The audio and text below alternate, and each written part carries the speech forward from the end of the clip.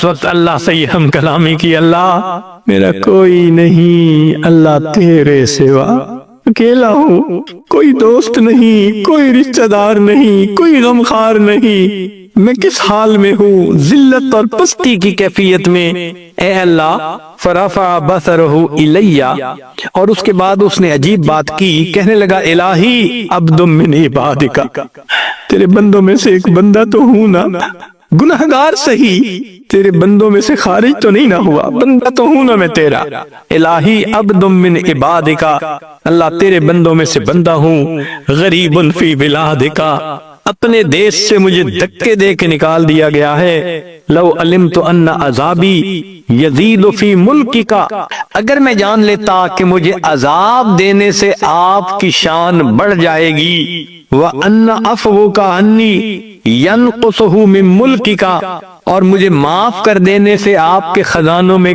کمی آ جائے گی، لَمَّا سَأَلْتُكَ الْمَغْفِرَةَ، اللہ میں آپ سے مغفرت طلب نہ کرتا، مگر آپ نے الحمدللہ وکفا علی عبادہ الذین اصطفا، اما بعد، اعوذ باللہ من الشیطان الرجیم، بسم اللہ الرحمن الرحیم، یا ایہا الذین آمنوا توبوا الی اللہ توبۃ نصوحا، سبحان ربک رب العزۃ عما یصفون، وسلام علی المرسلین والحمد للہ رب العالمین۔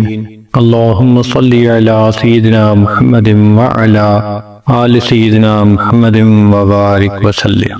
یا ایہا الذین آمنوا، اے ایمان والو، ہے وہ لوگو جو اللہ تعالیٰ اور اس کے رسول صلی اللہ علیہ وسلم کے حکموں کو ماننے کا اقرار کر چکے ہو، توبوا الی اللہ توبۃ نصوحا، تم اللہ تعالیٰ کے سامنے سچی توبہ کرو۔ انسان جو کام بھی شریعت کے خلاف کرتا ہے اس کو گناہ کہتے ہیں، اس سے توبہ کرنا فوراً اس پر لازم ہو جاتا ہے۔ اگر توبہ نہ کرے تو اس کے دنیاوی نقصانات بھی ہوتے ہیں، اخروی نقصانات بھی ہوتے ہیں۔ چنانچہ حافظ ابن قیم رحمۃ اللہ علیہ نے الداء والدواء میں گناہوں کے دنیاوی نقصانات کی تفصیل دی ہے۔ مثال کے طور پر نیکی کرنے کو دل نہیں چاہتا، مسجد میں آنا مشکل، نماز بوجھ ہوتی ہے، تلاوت کو دل نہیں چاہتا۔ ہم نے حافظ قرآن بچوں کو دیکھا کہ اگر وہ رستے سے ہٹتے ہیں تو ان کو فقط ناظرہ پڑھنے کی بھی توفیق نہیں ہوتی۔ www.dasquran.com دعا دیکھو تو مانگنے کو دل نہیں چاہتا، 10 سیکنڈ کی دعا اور 15 سیکنڈ کی دعا۔ تو نیک محفلوں سے دل گھبرانا، نیکی کرنے کو جی نہ چاہنا، یہ ساری گناہوں کی نحوستیں ہوتی ہیں۔ ایک اور اثر گناہوں کا یہ ہوتا ہے کہ دل بے چین ہوتا ہے۔ چنانچہ انسان کے پاس جتنا مال ہو، جیسا چاہے کھائے، جیسا چاہے پیے، جہاں چاہے سوئے، دل پریشان، ایسے لگتا ہے کہ خوشیاں روٹھ گئی ہیں۔ ڈپریشن کی کیفیت ہوتی ہے۔ ایئر کنڈیشن کمرے میں کمبل کے اندر نرم گدوں پہ لیٹا ہوتا ہے، نیند نہیں آتی، کروٹیں بدلتا ہے۔ یہ دل کی بے چینی گناہوں کی نحوست کی وجہ سے ہوتی ہے۔ پھر زندگی میں برکت نہیں رہتی، وقت میں برکت نہیں، کام نہیں سمٹتے، صحت میں برکت نہیں، جوانی ہے اور کرونک ڈیزیزز کا شکار۔ اب اگر 22 سال کا نوجوان آ کر کہے کہ مجھے لو بیک کی پین ہے تو حیرت نہیں ہوگی تو کیا ہوگا؟ 18 سال کا بچہ کہتا ہے جی میں بیٹھا اٹھتا ہوں مجھے آنکھوں میں اندھیرا آ جاتا ہے۔ تو صحت میں برکت نہیں، وقت میں برکت نہیں، رزق میں برکت نہیں، جتنے گھر کے بندے اتنے کماتے ہیں، خرچے پھر پورے نہیں ہوتے، برکت نہیں ہے۔ قوت یاداشت میں برکت نہیں، کوئی بات یاد کرو تھوڑی دیر بعد بھول جاتی ہے، تو برکت زندگی سے نکل جاتی ہے، دعائیں قبول نہیں ہوتی۔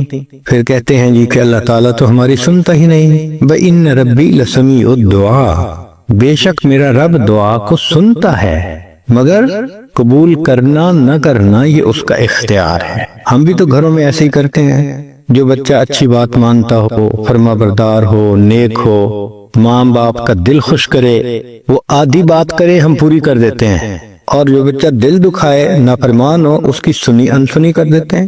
تو اللہ تعالیٰ بھی نافرمان بندے کی سنی انسنی کر دیتے ہیں، ورنہ تو ہم روز نماز میں کہتے ہیں سمع اللہ لمن حمدہ، تو اللہ تعالیٰ پھر دعائیں قبول نہیں فرماتے، نعمتوں میں زوال آ جاتا ہے، عزتوں میں سے ذلت کے نقشے نکل آتے ہیں، اولاد نافرمان بن جاتی ہے، کہتے ہیں جی کہ ایک وقت تھا لوگوں سے لاکھوں لینے تھے، آج لوگوں کے لاکھوں دینے ہیں۔ حضرت ایک وقت تھا مٹی کو ہاتھ لگاتے تھے سونا بن جاتی تھی، آج تو سونے کو ہاتھ لگاتے ہیں مٹی بن جاتا ہے، نعمتیں چلی جاتی ہیں۔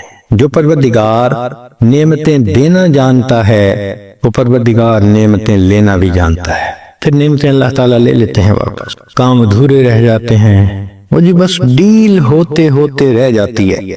بس حضرت بچی کا رشتہ دیکھنے لوگ آتے ہیں، خوش ہو کے بھی جاتے ہیں، دوبارہ کوئی نہیں آتا۔ کاموں کا ادھورا رہ جانا یہ گناہوں کی نحوستیں ہوتی ہیں۔ ان سب کا ایک ہی علاج ہے کہ ہم گناہوں سے سچی پکی توبہ کر لیں۔ گناہوں سے توبہ کرنے کے فضائل تو آپ نے یقیناً کئی مرتبہ علماء سے سنے ہوں گے، لیکن آج کی اس مجلس میں اس سے ایک قدم آگے بڑھ کر بات کرنی ہے کہ کوئی بندہ توبہ کرنا چاہتا ہے تو اس کو کیا کرنا چاہیے۔ یہ بھی ایک پروسیس ہے توبہ کا کرنا۔ توبہ کرنے والے کے ذہن میں کئی سوالات ہوتے ہیں، کئی اشکال آتے ہیں، وہ کنفیوزڈ ہوتے ہیں کچھ باتوں میں۔ تو توبہ کے پروسیس کو کلیریفائی کرنا، ایکسپلین کرنا، یہ آج کا ٹاپک ہے۔ سب سے پہلی بات کہ 4 چیزیں شرائط کہلاتی ہیں: گناہوں کو چھوڑ دینا، گناہوں پہ نادم ہونا، آئندہ گناہ نہ کرنے کا عہد اور ارادہ کرنا، اور حقوق العباد کی معافی تلافی کروانا۔ یہ 4 شرائط ہیں۔ تائب کو چند کام کرنے چاہیے۔ مسجد کے گیٹ کو وہ لاک کر رہے ہیں کوئی، تو وہ ذرا مسجد کے گیٹ کا خیال کریں۔ The VW Polo, please. You're blocking the masjid gates, entrance, entries. Park properly, please. We don't want any disturbance in this masjid. Number کیا ہے؟ اوکے۔ تائب کو چاہیے کہ وہ چند کام کرے۔ پہلی بات کہ توبہ اللہ کی رضا کی نیت سے کرے۔ کئی بتا نیت اور ہوتی ہے تو وہ توبہ نہیں کہلاتی۔ مثلا ایک بندہ کہتا ہے میں نے اب یہ گناہ نہیں کرنا، بڑی بدنامی ہوتی ہے، تو اگر بدنامی کے ڈر سے گناہ چھوڑا یہ توبہ نہیں کہلائے گی۔ ایک آدمی کہتا ہے میں بالکل چوری نہیں کروں گا، پولیس پکڑ لیتی ہے، اس کو توبہ نہیں کہیں گے۔ ایک آدمی کہتا ہے میں آئندہ جوا نہیں کھیلوں گا، بڑا نقصان ہوتا ہے، یہ توبہ نہیں کہلائے گی۔ توبہ کہتے ہیں کہ جب اللہ رب العزت کی عظمت کی وجہ سے انسان اللہ کے خوف کی وجہ سے گناہوں کو چھوڑے، یا کسی بندے کے لیے گناہ کا چانس ہی نہیں رہا، وہ کہ جی میں نے وہ گناہ چھوڑ دیا، تو اب وہ توبہ نہیں کہلائے گی۔ قدرت ہے پھر نہیں کرتا تب توبہ کہلائے گی۔ تو تائب کو چند کام کرنے چاہیے۔ سب سے پہلے کہ برے دوستوں سے جدائی اختیار کرے، یہ سب سے پہلا کام ہے اور اہم کام ہے۔ اگر ایک گندی نالی کے اندر کوئی ہیرا موتی پڑا ہو، آپ اس کے اوپر 5-10 جگ پانی کے ڈال دیں، وہ پھر گندے کا گندا، پھر ناپاک ہوگا۔ لیکن اگر اس گندی نالی سے اس کو نکال لیں، اب آدھا جگ پانی بھی ڈالیں گے تو وہ صاف پاک ہو جائے گا۔ اسی طرح توبہ کرنے والا بندہ جب تک بروں کی دوستی میں ہے، وقتی اثر ہوگا پھر ویسے کا ویسا۔ تو پہلی شرط کہ ان سے الگ ہونا۔ امام غزالی رحمت اللہ علیہ نے لکھا ہے یار بد مارے بد سے بھی زیادہ برا۔ فارسی میں یار بد کہتے ہیں برے دوست کو، اور مارے بد کہتے ہیں زہریلے سانپ کو۔ تو وہ کہتے ہیں کہ برا دوست زہریلے سانپ سے بھی زیادہ برا۔ یہ بات سمجھ میں آتی ہے کہ اگر زہریلے سانپ نے کاٹ لیا انسان کی جان ضائع ہو جاتی ہے، اگر برا دوست ڈس لے انسان کا ایمان ضائع ہو جاتا ہے۔ تو برا دوست برے سانپ سے بھی زیادہ، زہریلے سانپ سے بھی زیادہ برا۔ آگے انہوں نے ایک بات اور لکھی، وہ فرماتے ہیں کہ یار بد شیطان سے بھی زیادہ برا۔ شروع میں جب یہ بات پڑھی تو اس کو ڈائجسٹ کرنا تھوڑا ڈیفیکلٹ ہو رہا تھا، ذہن میں بار بار خیال آ رہا تھا کہ برا دوست کوئی بھی ہوگا، کلمہ گو ہوگا، تو کلمہ گو انسان شیطان سے کیسے برا ہو گیا؟ بھئی شیطان تو بدبخت مردود ہے، ملعون ہے، اور یہ مومن کلمہ گو تو ہے، تو یہ شیطان سے کیسے برا؟ مگر امام غزالی رحمت اللہ علیہ نے اس کی آگے ڈیٹیل بتائی اور بات کو بالکل صاف کر دیا۔ انہوں نے فرمایا کہ شیطان انسان کے ذہن میں گناہ کا وسوسہ ڈالتا ہے، گناہ کا خیال ڈالتا ہے، اس آئیڈیا کو بائی کرنا یا نہ کرنا یہ بندے کا چوائس ہے۔ آپ چاہیں تو وسوسے کو جھٹک دیں، چاہیں تو اس پر عمل کر لیں۔ شیطان فورس نہیں کر سکتا، وہ صرف آئیڈیا دیتا ہے، میسج بھیجتا ہے۔ اب اس پر عمل کریں نہ کریں یہ اپنا اختیار ہے۔ مگر جو برا دوست ہوتا ہے وہ صرف دماغ میں گناہ کا خیال ہی نہیں ڈالتا، بندے کا بازو پکڑ کر اس سے گناہ کا ارتکاب کروا دیتا ہے۔ تو معلوم ہوا کہ برا دوست شیطان سے بھی زیادہ برا ہوتا ہے۔ اور عجیب بات ہے کہ ہم روزانہ اللہ تعالیٰ سے وعدہ کرتے ہیں کہ اے اللہ ہم نے بروں کی دوستی کو چھوڑ دیا، باوضو ہو کر حالت نماز میں اللہ سے روز وعدہ کرتے ہیں، روز دن میں توڑتے ہیں۔ وتر کی نماز میں ہم کیا پڑھتے ہیں؟ وَنَخْلَعُ وَنَتْرُكُ مَن يَفْجُرُكُ، اے اللہ ہم نے خلو اختیار کر لیا، علیحدگی حاصل کر لی، چھوڑ دیا ہر اس بندے کو جو فاسق و فاجر ہے۔ تو رات اللہ سے یہ وعدہ کیا اور دن ہوا تو انہی فاسق و فاجر دوستوں سے دوستی ہوئی۔ اب سوچئے کہ ہمارا کیا حال ہے اللہ رب العزت کے سامنے۔ تو برے دوستوں سے قطع تعلقی کرنا یہ سب سے پہلا کام ہے۔ دوسرا کام کہ توبہ میں تاخیر پر بھی توبہ کرنا، یہ نقطہ رہ جاتا ہے کئی مرتبہ۔ مثلا گناہ کیا تھا کالج کے زمانے میں، توبہ کی توفیق اب ملی، اب ایک توبہ نہیں ہے، گناہ کر کے فی الفور توبہ کا کرنا لازم ہو جاتا ہے۔ اگر اس میں ڈیلے کریں گے تو یہ دوسرا گناہ بنے گا۔ لہٰذا اب اگر ہمیں گناہ سے توبہ کرنی ہے تو ایک گناہ سے نہیں، دو گناہوں سے کرنی ہے۔ ایک تو گناہ پر توبہ، ایک گناہ کو توبہ کو ڈیلے کر دینے کے اوپر پھر توبہ کرنا۔ تیسرا اپنے نفس پہ اعتماد نہ کرے، یہ نہ سوچے میں تو جی بس صرف ان کے ساتھ کھڑے ہو کے پیپسی کی بوتل پی لیتا ہوں اور ان کی باتیں سن لیتا ہوں، میں برائی نہیں کرتا، میرے دوست برے ہیں۔ بھائی اپنے نفس پہ اعتماد مت کریں۔ آج آپ کھڑے ہو کے صرف بوتل پیئیں گے، کل اس سے اگلا قدم بھی اٹھا لیں گے۔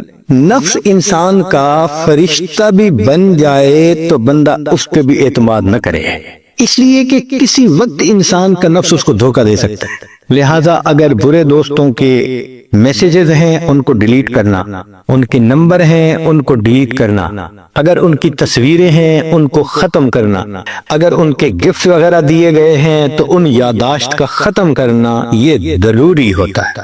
حقوق اللہ کو بھی پورا کرے اور حقوق العباد کو بھی پورا کرے، حرام اور ممنوع اشیاء کو تلف کرے۔ مثلا فلمیں دیکھنے کا شوق تھا اور سیڈیز جمع کی ہوئی تھیں، ان سب سیڈیز کو تلف کرنا۔ گانے سننے کا شوق تھا تو ان سیڈیز کو ختم کرنا، یا اس قسم کی اور ممنوع چیزیں تھیں ان کا ختم کرنا یہ بھی ضروری ہے۔ مثال کے طور پہ ایک بندہ شراب پیتا تھا، وہ کہتے ہیں جی میں نے توبہ تو کر لی لیکن یہ شیشے کے برتن ہیں، میں ان کو دھو کے اب میں ان میں مشروب پی لوں گا، پانی پی لوں گا۔ شریعت کہتی ہے کہ تم پانی تو پی رہے ہوگے مگر اس برتن کو دیکھ کے تمہیں شراب کی یاد آ رہی ہوگی۔ تو جو چیز تمہیں گناہ کی یاد دلاتی ہے اس کا نشان مٹانا یہ بھی ضروری ہے۔ برتن ہی توڑو، ختم کرو۔ حرام مال سے پرورش پانے والا بدن ہے، اس کو نیکی میں خرچ کریں۔ بعض دفعہ یہ مسئلہ آتا ہے میں نے جی سود کے پیسے لیے کاروبار کیا، حرام کا پیسہ کھایا، والد نے رشوت کا پیسہ لیا، والد نے فلاں کام کیا۔ تو بھئی اگر حرام مال سے کوئی بدن پلا، اب وہ تو پل چکا، مکافات یہ ہے کہ اب اس بدن کو دین کے کام میں لگایا، اللہ کے راستے میں نکلو، لگاؤ چلہ، 3 چلے 1 سال۔ جس بدن نے گناہ سے پرورش پائی اب اس بدن کو اللہ کے دین کے لیے استعمال کریں، اس بدن سے نوافل پڑھیں، نمازیں پڑھیں، تلاوت کریں، بیت اللہ کے جا کر عمرہ کریں، حج کریں، اس بدن کو انسانوں کی خدمت میں استعمال کریں، نیک کاموں میں استعمال کریں تو یہ اس کی مکافات ہوگی۔ پھر نیک دوست بنانا، ایک بہت اچھا طریقہ نیک رہنے کا یہ بھی ہے کہ انسان نیک لوگوں سے دوستی کر لے۔ المرء علی دین خلیلہ فلینظر احدکم من یخالل، انسان اپنے دوست کے دین پر ہوتا ہے اور تم میں سے ہر بندہ دیکھے کہ وہ کس سے دوستی کر رہا ہے۔ حضرت شیخ الحدیث رحمۃ اللہ علیہ نے ایک مثال دی ہے حدیث پاک سے کہ نیک دوست کی مثال عطر کے دکان والے کی طرح ہے۔ परफ्यूम की दुकान है किसी दोस्त की, आप उसके पास जाकर बैठेंगे तो या तो परफ्यूम की शीशी ही दे देगा, ना दी तो जब तक बैठेंगे खुशबू तो आएगी। और बुरे दोस्त की मिसाल वो कोयले की दुकान वाले की तरह है, जाके बैठेंगे या तो देगा तो कोयले मिलेंगे, ना भी दिए तो कोयलों की स्याही तो कपड़ों को लगेगी ही सही। नेकां दे लड़ लगिया मेरी झोली विच फुल पै, बुरियां दे नाल लगिया मेरे अगले भी डुल पे। नेकों के साथ लगने से मेरी झोली में फूल भर गए और बुरों के साथ लगने से मेरे पहले फूल भी नीचे गिर गए। तो नेकों को दोस्त बनाइए, ये भी तौबा करने वाले के लिए एक अहम चीज है। फिर तौबा पर इस्तिकामत रखने के लिए, मजबूत रहने के लिए ताइबीन के वाकयात को पढ़ें। जिन लोगों ने तौबा की, कितनी पक्की तौबा की, उनके वाकयात को पढ़ के इंसान की हिम्मत बंध जाती है। कबीला गामदिया की एक औरत नबी इस्लाम की खिदमत में हाजिर होती है, अल्लाह के हबीब सल्लल्लाहु अलैहि वसल्लम मुझसे बड़ा गुनाह सरजद हो गया। नबी इस्लाम चेहरे अनवर दूसरी तरफ फरमा लेते हैं। वो उधर से आके कहती है, अल्लाह के हबीब सल्लल्लाहु अलैहि वसल्लम मुझसे बड़ा गुनाह सरजद हो गया। अल्लाह के हबीब सल्लल्लाहु अलैहि वसल्लम ने रुख तीसरी तरफ कर लिया, फिर उसने यही कहा, फिर चौथी तरफ कर लिया। जब उस औरत ने 4 मर्तबा इकरार किया कि मैंने बड़ा गुनाह कर लिया, तो नबी साहब ने फरमाया तुझे वहम हो गया होगा। कहने लगी अल्लाह के हबीब सल्लल्लाहु अलैहि वसल्लम मैं प्रेग्नेंट हूँ, हामला हूँ, मुझसे बड़ा गुनाह सरजद हो गया, अब आप मुझे पाक कर दीजिए। वो साहबिया जानती थी कि एक होती है पेशाब पखाने की नापाकी, ये पानी से अगर जिस्म को धो लिया जाए तो जिस्म पाक हो जाता है। एक होता है जिना की नापाकी, ऐसा बंदा 70 मर्तबा भी पानी से गुस्ल कर ले उसका जिस्म पाक नहीं होता। या तो उसको हद पाक करती है या अल्लाह के सामने सच्ची तौबा पाक करती। वो जानती थी कि अब मेरा जिस्म पाक नहीं हो सकता, मैं नापाक जिस्म के साथ हूँ। चुनाचे नबी अलैहिस्सलाम ने फरमाया कि अच्छा अगर हामला हो तो तुम जाओ, जब वज़ाए हमल हो जाए, बच्चे की विलादत हो जाए फिर आना। ये औरत चली जाती है। अब बच्चे की पैदाइश में 9 महीने का वक्त लगता है। उस औरत के पास बड़ा टाइम था, सफिशिएंट टाइम था, वो अपनी राय बदल भी सकती थी, वो इस बस्ती से कहीं दूसरी बस्ती जाके रह सकती थी, कुछ भी कह सकती थी, मगर नहीं, ये 9 महीने गुजारने उस औरत के लिए मुश्किल हो गए थे। क्यों? उसके ज़हन में ये ख्याल था अगर मेरी इस दौरान मौत आ गई, मैं क़यामत के दिन अपने रब के सामने नापाक जिस्म के साथ खड़ी की जाऊंगी और मुझे पाक होना है। पीछुताब खा रही थी, ऐसा अल्लाह का खौफ उसके दिल में बैठ गया था कि वक्त नहीं गुजरता था। वो दुआएं मांगती थी मेरे बच्चे की विलादत हो, मैं पाक हो सकूं। उसको पता था जब हद कायम होगी तो मेरे कबीले की बदनामी होगी, माँ बाप की बदनामी होगी, खाविंद की बदनामी होगी। उसको पता था कि मुझे पत्थर लगेंगे हत्ता कि मेरी मौत आएगी। उसको हर चीज का क्लियर कंसेप्ट था, मगर वो ये भी जानती थी कि दुनिया की जिल्लत छोटी है, आखिरत की जिल्लत इससे ज्यादा बड़ी हुआ करती है। इसलिए उसने एक कमिटमेंट दिल में कर ली थी कि मुझे पाक होना है। हत्ता के बच्चे की विलादत हो जाती है, वो अपने बच्चे को लेके आई, अल्लाह के हबीब सल्लल्लाहु अलैहि वसल्लम मेरे बच्चे की विलादत हो गई।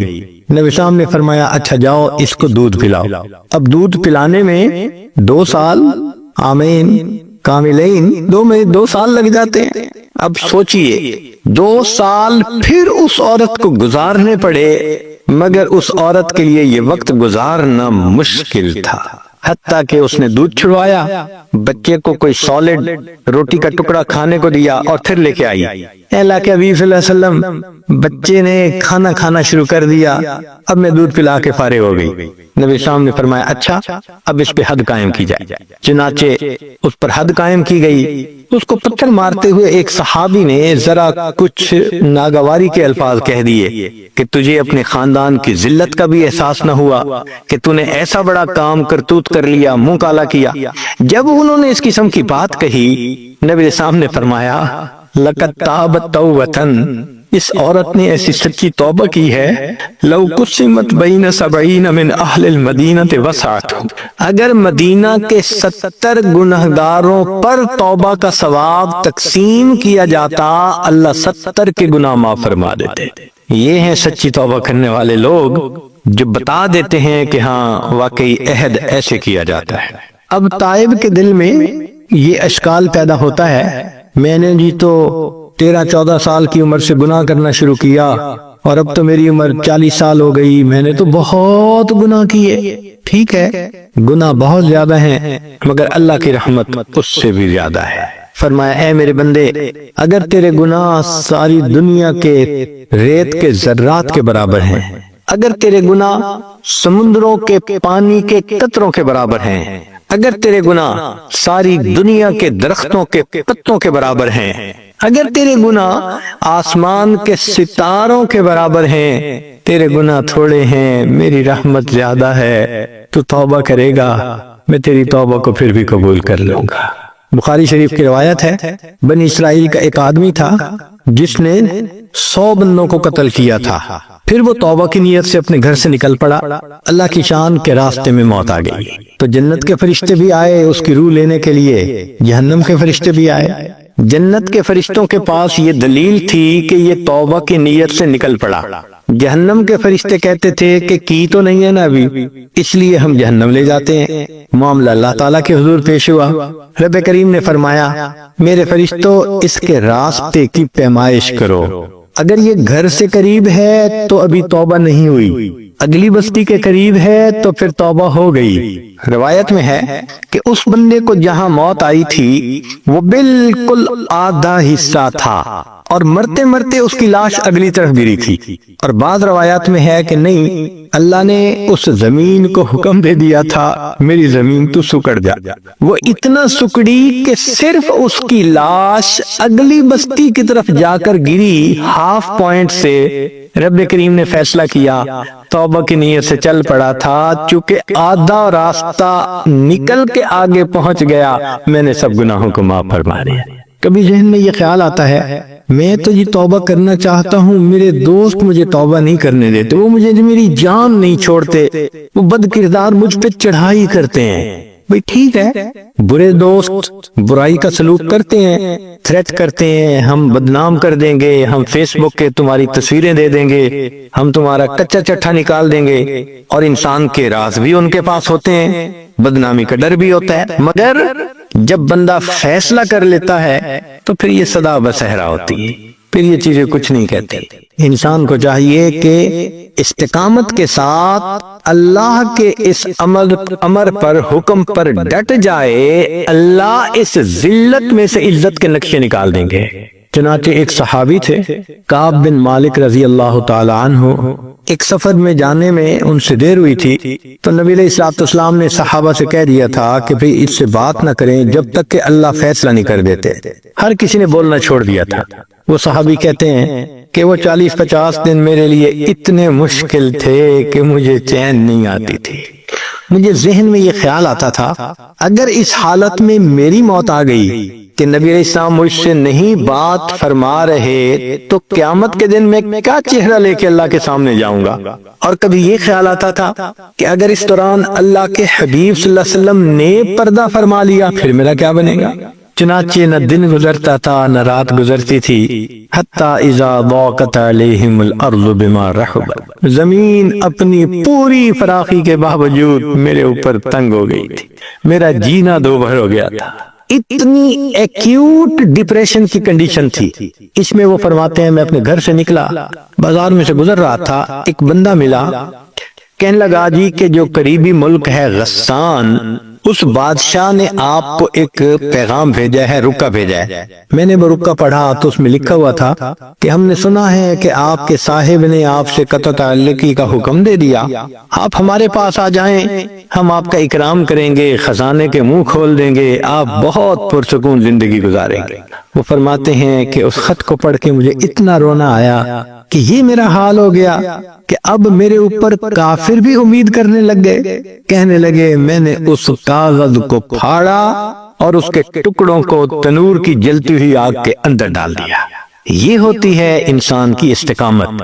تو اگر توبہ کر لی، کوئی میسج بھیجتا ہے ڈیلیٹ کر دیں، کوئی رابطہ کرتا ہے اس کو ریسپانس نہ دیں، ذرا سیریس طریقے سے اس کو ڈیل کریں، وہ کب تک پیچھا کرے گا، اللہ تعالیٰ جان چھڑا دیں گے۔ چنانچہ ایک صحابی تھے حضرت مرشد رضی اللہ تعالی عنہ، زمانے جاہلیت میں ایک مکہ مکرمہ کی بہت خوبصورت عورت تھی اناک نامی، اس کے ساتھ ان کے افیئرز تھے۔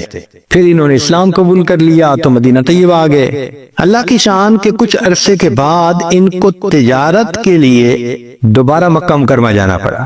اب مکہ مکرمہ کی ایک گلی میں سے گزر رہے تھے تو اس اناک نے ان کو دیکھ لیا، تو دیکھتے ہی وہ بہت ہی خوشی سے ملی، اور جو گانے لڑکیاں گاتی ہیں آئی love you I miss you, اس نے وہی کہنا شروع کر دیا۔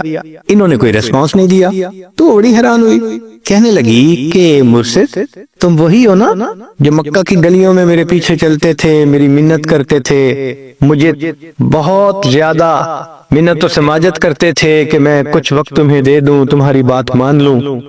آج میں تمہیں کہہ رہی ہوں کہ میرا ہسبینڈ بزنس کے لیے سفر پہ گیا ہوا ہے، میں گھر میں اکیلی ہوں، تم اپنے کام سمیٹ کے آج میرے گھر آ جانا، ہم اکٹھا وقت گزاریں گے۔ انہوں نے جواب دیا کہ میں نہیں آؤں گا۔ وہ بڑی حیران ہوئی، مگر اس نے یہ دیکھا کہ وہ تو آنکھ اٹھا کے دیکھ ہی نہیں رہے اس کے چہرے کی طرف، تو اناک کہنے لگی کہ آپ مجھے دیکھ کیوں نہیں رہے؟ وہ صحابی کہتے ہیں اب ان آنکھوں نے اس ہستی کو دیکھ لیا ہے کہ جس کو دیکھنے کے بعد یہ کسی غیر محرم کو نہیں دیکھ سکتی۔ پھر نہیں سمجھی پوری طرح، اس کو کیا پتا کہ یہ نبی علیہ السلام کی صحبت کا شرف پا چکے۔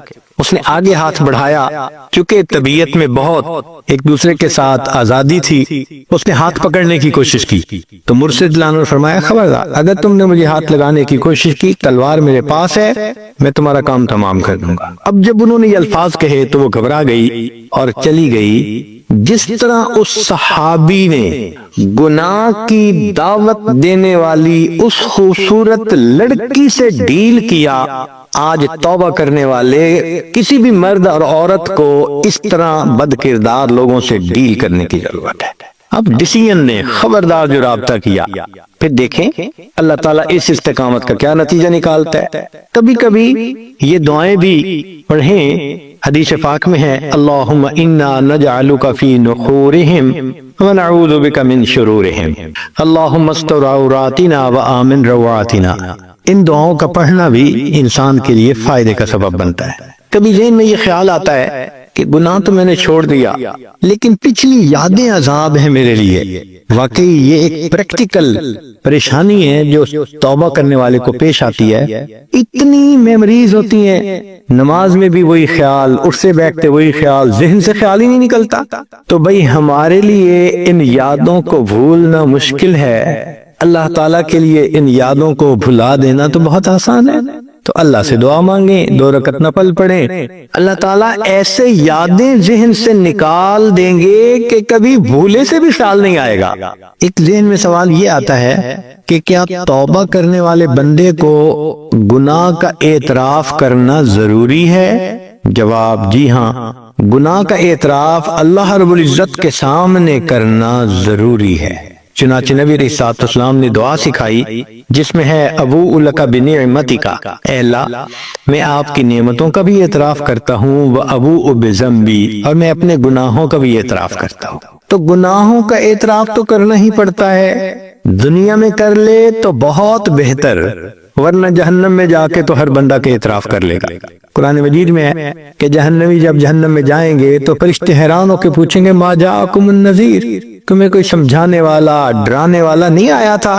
قالوا بلا قد جاءنا نذیر، کہیں گے ہاں آئے تو تھے سکھانے والے، سمجھانے والے، ڈرانے والے، ہم نے ان کی بات پہ توجہ ہی نہیں کی، ہم نے کہا کوئی چیز نازل نہیں ہوئی، فلاں نہیں فلاں نہیں، اور آخر پر نتیجہ نکالیں گے لو کننا نسمع، اے کاش اگر ہم سنتے ان کی بات، او نعقلو، یا ہمارے اندر عقل کی رتی ہوتی، ما کننا فی اصحاب السعیر، ہم دوزخ میں جانے والوں میں سے نہ بنتے، فاعترفوا بذنبہم فسحقا لاصحاب السعیر۔ اللہ فرماتے ہیں اپنے گناہوں کا اعتراف کریں گے اس وقت۔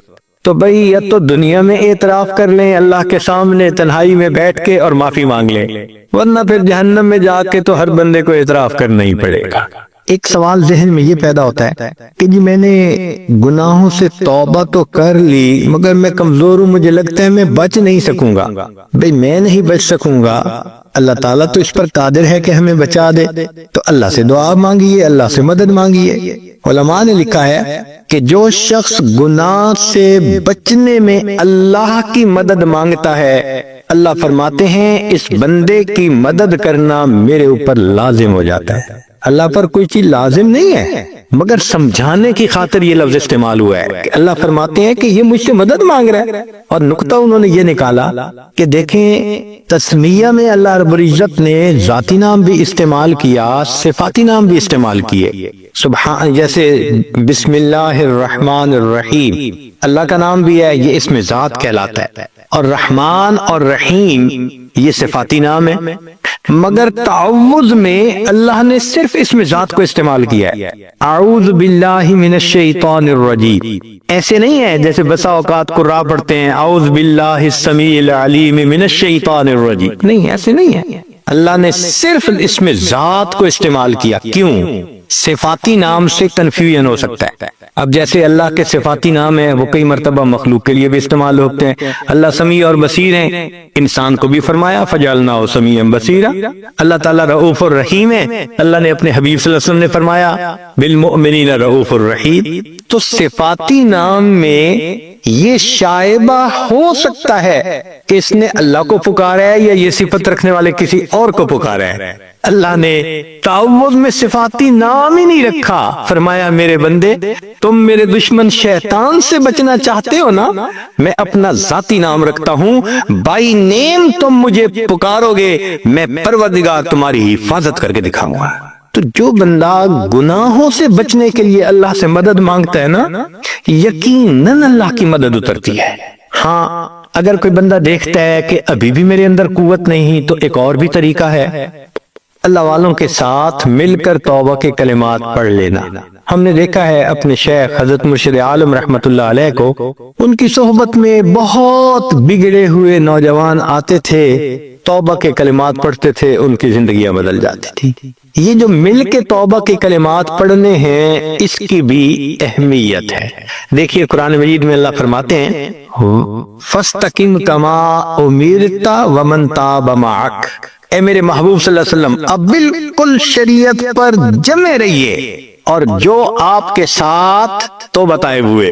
یہ جو تابا معک کا لفظ ہے نا قرآن کا، یہ بتا رہا ہے کہ یہ بھی ایک فضیلت ہوتی ہے، یہ بھی ایک نسبت ہوتی ہے جو صحابہ نے نبی علیہ السلام سے حاصل کر لی تھی، اللہ نے اس کی لاج رکھی۔ پھر تو یہ جو کسی کے ساتھ مل کے توبہ کے کلمات پڑھ لیتے ہیں، اس سے اللہ تعالیٰ انسان کو پھر نیکی کی توفیق عطا فرما دیتے ہیں۔ کبھی کبھی ذہن میں یہ بھی خیال آتا ہے اچھا جی میں توبہ کر لوں گا، اللہ بڑا رحیم ہے، اللہ نے کسی کو تو معاف کرنا ہی ہے، اللہ معاف کر دے گا۔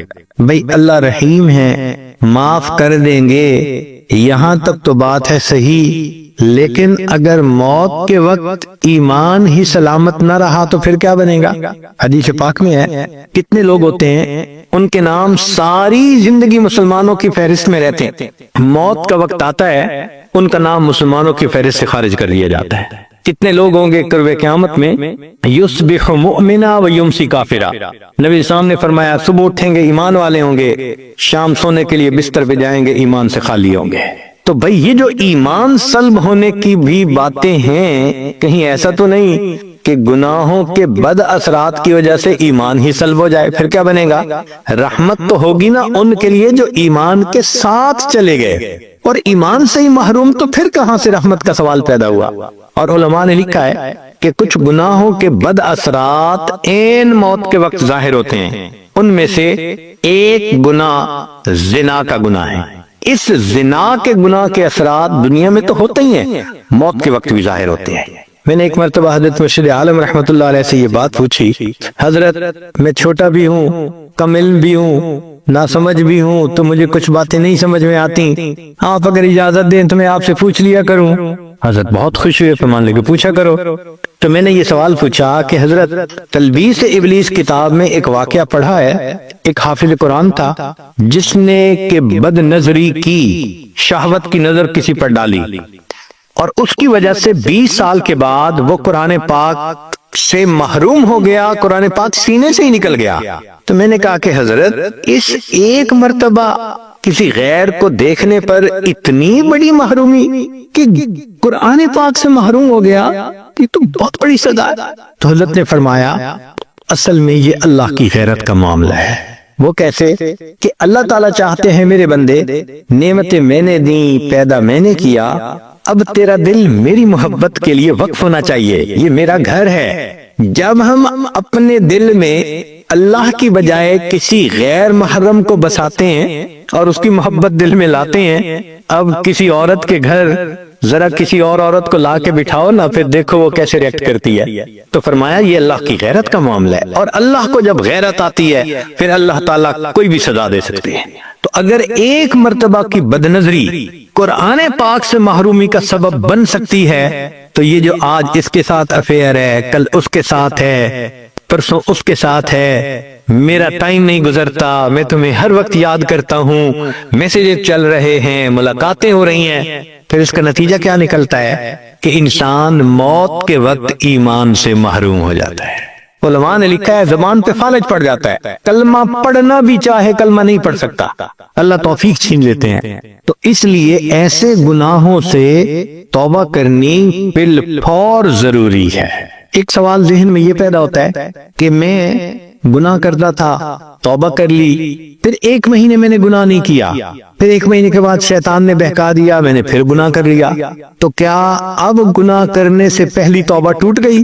جواب، پہلی توبہ نہیں ٹوٹی، وہ تو قبول ہو چکی۔ ہاں، اب جو گناہ ہوا اس گناہ سے اب پھر توبہ کرنی یہ ضروری ہو گئی ہے۔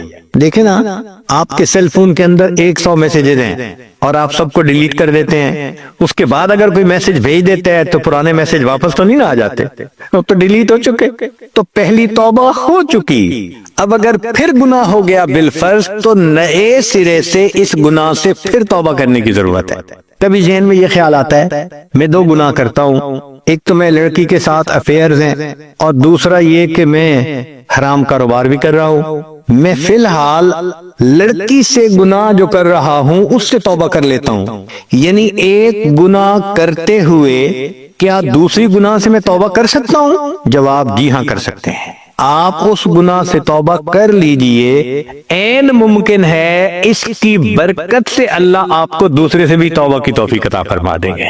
ورنہ عورتیں کہتی ہیں میں پردہ تو کرتی نہیں، میں نماز کیا پڑھوں؟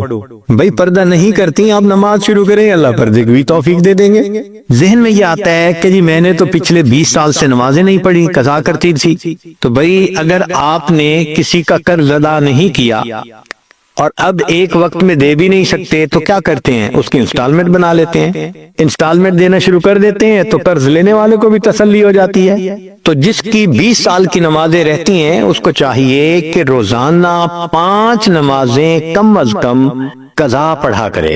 نوافل قبول نہیں ہوتے جس کی قضا نمازیں بچتی ہوں، اس کو چاہیے کہ نوافل کی بجائے بھی قضا نماز کی نیت کرے، تہجد میں قضا نماز پڑھے، اشراق کے وقت پڑھے، چاشت کے وقت، اوابین کے وقت، ہر وقت یہ پڑھے۔ ہاں، جب اشراق کے وقت قضا نماز پڑھے گا اللہ خود بخود نماز بھی قبول کر لیں گے، نفلوں کا ثواب بھی دے دیں گے۔ اس کی مثال ایسے ہے کہ ایک آدمی نے کسی کا 1 لاکھ پاؤنڈ دینا ہو قرضہ، اور وہ اس کو کبھی ایک پین ہدیہ بھیج دے، کبھی ایک پھول ہدیہ بھیج دے، تو وہ پھول محبت کا سبب نہیں غصے کا سبب بنتا ہے کہ آپ کا دماغ خراب ہے، آپ نے مجھے قرضہ دینے اور آپ مجھے 2 اور 4 پاؤنڈ کے تحفے بھیجتے پھر رہے ہیں۔ جب فرض نمازیں رہتی ہیں تو پھر نفل اسی طرح 2-4 پاؤنڈ کے تحفے بنتے ہیں، اس لیے قضا نمازیں پڑھنی اہم ہوتی ہیں۔ کسی نے روزے نہیں رکھے تو ان سب کا حساب لگا کر روزے رکھنے شروع کر دے۔ یہ شرط نہیں کہ گرمی میں روزے رکھے، آپ سردی کے موسم میں جب دن چھوٹے ہوتے ہیں بھلے اس وقت روزے رکھ لیں، مگر روزے رکھنے پڑیں گے۔ ہم نے بعض دوستوں کو دیکھا ہے 15-15 سال کی قضا نمازیں ادا کی اور 20-20 سال کے روزے رکھے انہوں نے۔ عورتیں خاص طور پر، چونکہ نماز تو ان کو معاف ہوتی ہے ایام میں، روزے تو قضا کرنے پڑتے ہیں، وہ روزے کی قضا نہیں کرتی اور بھول ہی جاتی ہیں۔ خاص طور پر اس کا حساب لگا کر ان فرائض کا پورا کرنا یہ ضروری ہے۔ ذہن میں آتا ہے کہ میں نے تو فلاں کی غیبت کی، میں کیا کروں؟ بھئی اگر آپ نے غیبت کی تو اب آپ ان سے معافی مانگ لیجئے، اور معافی مانگتے ہوئے ان کو ڈیٹیل بتانے کی ضرورت نہیں ہے۔ اگر ڈیٹیل بتائیں گے تو یہ دشمنی بن جائے گی، الٹا کام خراب ہو جائے گا. ہاں اتنا کہہ دیں جی آپ کے حقوق میں اگر مجھ سے کوئی کوتاہی ہوئی آپ مجھے معاف کر دیں. شریعت کہتی ہے اس نے کہہ دیا معاف کر دیا تو بھی معاف ہو گیا. اگر اس نے سن کر فقط مسکرا دیا کوئی بات نہیں پھر بھی معاف ہو گیا. تو دنیا میں تو معاف کروانا بڑا آسان ہے. ہمارے ایک بزرگ تھے, ان کی بڑی خوبصورت عادت تھی کہ جب کسی سے جدا ہونے لگتے تو کہتے کہ بھئی آپ کے تو میرے اوپر بڑے حقوق تھے, میں کمزور ہوں, پورے نہیں کر سکا, اس کوتاہی کو آپ معاف کر. اللہ اکبر. دنیا میں خامن بیوی سے معافی مانگ لے, بیوی خامن سے معافی مانگ لے, دوست سے مانگ لے. دنیا میں معافی مانگنی آسان ہے, قیامت کے دن معافی ملنا مشکل کام ہے. قیامت کے دن اگر اللہ نے پوچھ لیا بتا تو نے فلاں کو کمینہ کیوں کہا تھا, فلاں کو ذلیل کیوں کہا تھا, بتا تو نے فلاں کو بے ایمان کیوں کہا تھا, تو جب انبیاء تھراتے ہوں گے اس وقت انسان کیا جواب دے سکے گا. آج وقت ہے معافی مانگنے کا. ایک آدمی کہتا ہے کہ جی میں نے غیبت تو کی مجھے یاد بھی نہیں, تو بھئی اللہ سے معافی مانگو. اور اگر اس سے معافی مانگ نہیں سکتے, وہ دور چلا گیا, ایڈریس نہیں, تو اب اس کے بارے میں اللہ کے سامنے استغفار کرو. ہو سکتا ہے اس استغفار کا ثواب اللہ اتنا دے دے کہ قیامت کے دن اس کے غیبت کے گناہ کا اس کو ثواب مل جائے. ایسا کرنا ضروری ہے. ایک آدمی کہتا ہے جی میں تو قتل کر بیٹھا. شریعت کہتی ہے کہ قتل دو طرح کے ہوتے ہیں, ایک قتل عمد انٹینشنل کرنا, ایک ہوتا ہے ان انٹینشنل. مثال کے طور پہ آپ گاڑی سے دفتر جا رہے ہیں, ایکسیڈنٹ ہو گیا, اب کوئی کسی کو مارنے کی نیت سننے نہیں نکلے تھے, ہو گیا ایکسیڈنٹ, اس کو قتل خطا کہتے ہیں, اس کی دیت دینی ہوتی ہے. جو قتل عمد ہوتا ہے اس کا قصاص دینا ہوتا ہے. تو جو قتل کرے اس پر 3 کام ہوتے ہیں شریعت کے مطابق. ایک, جو اس کے ورثاء ہیں ان کو قصاص ادا کرے, پہلی بات.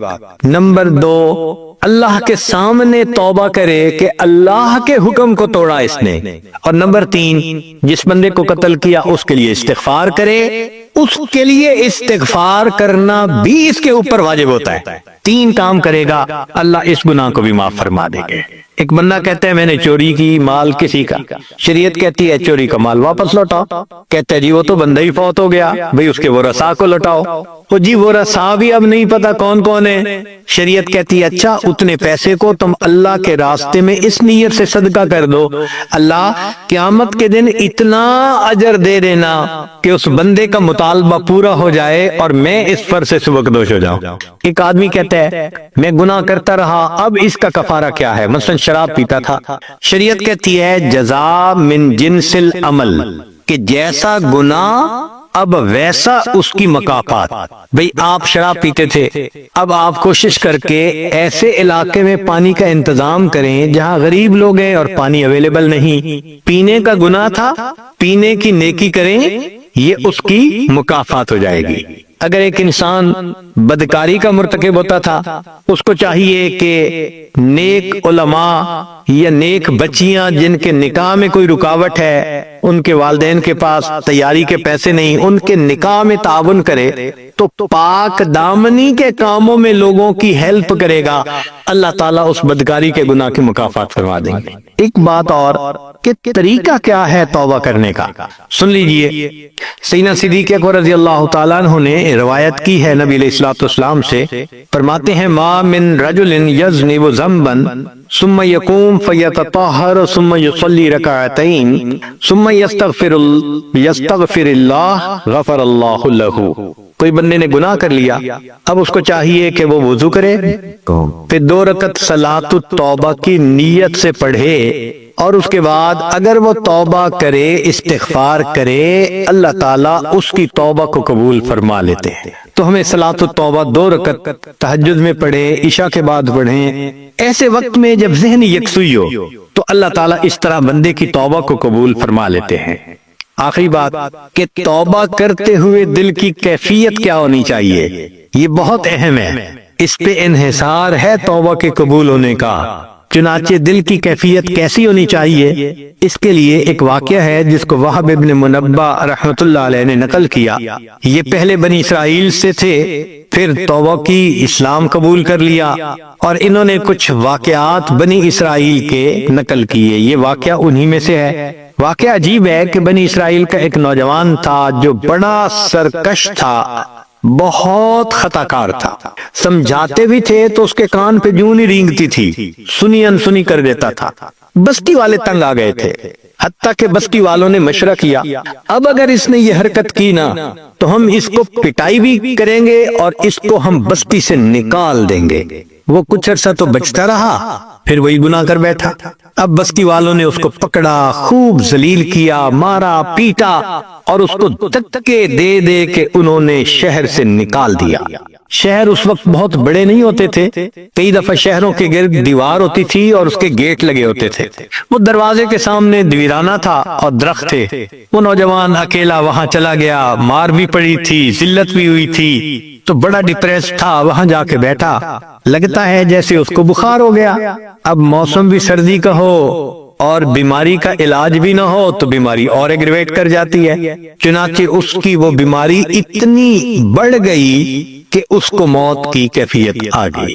اب جب موت کی کیفیت آئی اس وقت اس نے اللہ سے پھر دعائیں مانگی۔ اب ذرا واقعہ سنیے، میں عربی کی عبارت بھی پڑھتا جاؤں گا اور کچھ اس کے ساتھ ساتھ ترجمہ بھی کروں گا۔ کان فی زمن موسیٰ علیہ السلام شاب عاتن، موسیٰ علیہ السلام کے زمانے میں ایک نوجوان تھا جو بڑا سرکش تھا، مسرفن علی نفسہ، اپنی جان پہ بڑا ظلم کرتا تھا۔ فاخرجوہ من بینہم لسوء فعلہ، بنی اسرائیل والوں نے اس کی بدکاریوں کی وجہ سے اس کو بستی سے نکال دیا تھا۔ فحضرت الوفات فی خربۃ علی باب البلد، بستی کے دروازے پر ویرانے میں اس کو موت آ گئی۔ فاوحی اللہ تعالی، جب اس کو موت آ گئی تو اللہ تعالیٰ نے موسیٰ علیہ السلام کی طرف وحی نازل فرمائی، اے میرے پیارے موسیٰ علیہ السلام، ان ولی من اولیائی حضرہ الموت، میرے اولیاء میں سے ایک ولی کو موت آ گئی ہے، فاحذرہ، آپ جائیے، وغسلہ، اور اس کو غسل دیجیے، وصلی علیہ، اور اس کا جنازہ پڑھیے، وکل من کثر عصیانہ یحضر جنازتہ لاغفر لہم، اور اعلان کر دیجیے کہ جس بندے کے گناہ بہت زیادہ ہوں وہ آ کر اس کا جنازہ پڑھ لے، جنازہ پڑھنے پر میں پڑھنے والے کے بھی گناہ کو معاف کر دوں گا۔ اللہ اکبر کبیرہ۔ اب جب موسیٰ علیہ السلام کو یہ وحی نازل ہوئی تو موسیٰ علیہ السلام نے تو آگے فرمایا وَحْمِلْهُ إِلَيَّ، اس کو آپ دفن کیجئے، لِأَكْرِمَ مَثْوَاهُ، تاکہ میں اپنے اس ولی کو اچھا ٹھکانہ عطا کروں۔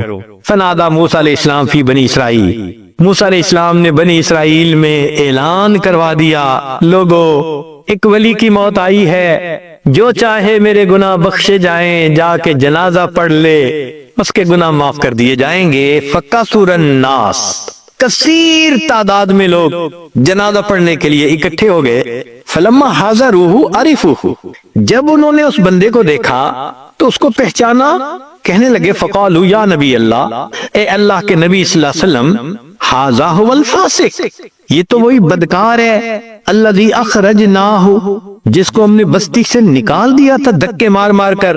فتعجب موسیٰ من ذلک، موسیٰ علیہ السلام بھی بڑے حیران، ہے تو وہی، اور مجھے کہا گیا کہ ولیوں میں سے ولی کی موت آ گئی، جائیے جنازہ پڑھیے، یہ تو وہ بدکار ہے۔ جب موسیٰ علیہ السلام حیران ہو گئے، فأوحى اللہ الیہ، اللہ نے ان کی طرف وحی نازل فرمائی، صدقوا وہم شہدائی الا انہ لما حضرہ الوفات فی ہذہ الخربۃ، یہ لوگ ٹھیک کہہ رہے ہیں، یہ وہی بدکار انسان ہے۔ معاملہ یہ ہے کہ جب اس بدکار انسان کی موت آنے لگی، نظر یمنۃ و یسرۃ، اس نے اپنے دائیں طرف دیکھا اور اس نے اپنے بائیں طرف دیکھا، فلم یرا حمیما ولا قریبا، کوئی اس کا دوست نہیں تھا، کوئی اس کے پاس رشتہ دار نہیں تھا۔ اس وقت اس نے فریاد کی، اللہ کوئی میرا یار ہوتا جو یاری کرتا، دلدار ہوتا دلداری کرتا، میری ماں ہوتی غمخاری کرتی، میری بیوی پاس ہوتی خدمت کرتی، اللہ میرے پاس تو کوئی بھی نہیں۔ اور اے اللہ، ورآ نفسہ